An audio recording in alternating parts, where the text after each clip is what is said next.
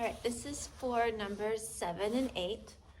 So number 7 says that the perpendicular bisectors of triangle ABC meet at point D. So I've drawn the perpendicular bisectors here in brown. Hopefully you guys can see that on the video. There, oops, I just erased part of one. But they are in brown. Let me redraw that. It is freezing cold in this room right now, so that's why I'm wearing my jacket. All right, perpendicular bisectors are in the brown. Remember, perpendicular bisectors meet the sides, intersect the sides of the triangle at a right angle, and bisect. Okay, so they intersect the sides of the triangle at a midpoint. So right here, the midpoint at a right angle. The midpoint of the side at a right angle. So those in brown are the perpendicular bisectors, okay? Now, the lines in green are lines going from the circumcenter, from that point of concurrency of the perpendicular bisectors to each of the vertices. All right, so that's what the green lines are. But the lines in brown, those are your perpendicular bisectors. All right, so it says the perpendicular bisectors of triangle ABC meet at point D. Find BD.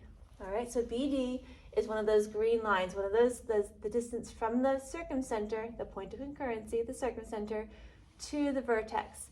Now, there is a theorem that you should have learned that says the distance from the circumcenter to each of the vertices is the same. It's equidistant. The point of concurrency for the perpendicular bisectors of a triangle is equidistant from each of the vertices.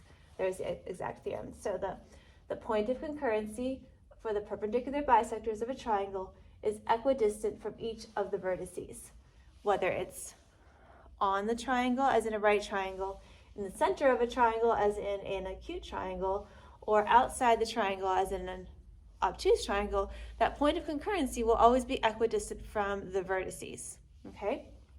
So, that given, if we know that AD is 11.5, and it's the distance from the vertices to the circumcenter, if BD is also the distance from the circumcenter to the vertice, it is also going to be 11.5. So that is your answer for number 7. It is 11.5. Then it also says to find DC. Now if you look, again, it's helpful to highlight or color in or shade in, whatever, or trace over the different lines. So notice I did my perpendicular bisectors in one color, then those other lines that mark the distance from the circumcenter to the vertices, I did in a different color, and that helps me to see that each of those lines from the circumcenter to the vertices are all the same color. They're all the same distance. So if I know that AD is 11.5 and BD is 11.5, then DC must also be 11.5 because it's the distance from the circumcenter to the vertice of a vertex of a triangle. All right, so that is DC. DC is also 11.5. Okay?